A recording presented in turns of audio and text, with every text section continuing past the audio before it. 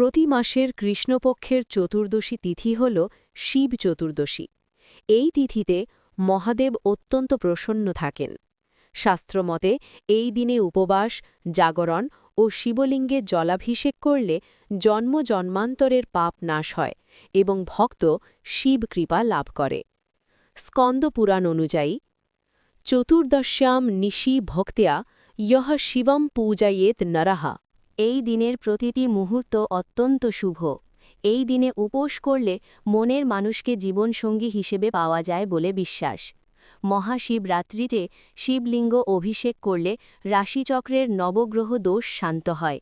বিশেষ করে চন্দ্রগতি দোষ যেমন মানসিক অশান্তি, সুখ ও স্বাস্থ্যের অভাব, বন্ধুদের সঙ্গে সম্পর্ক, বাড়ি বা গাড়ি কিনতে সমস্যা, হৃদরোগ, চোখের রোগ, কুষ্ঠ, শ্বাসকষ্টজনিত রোগ উপশম হয়।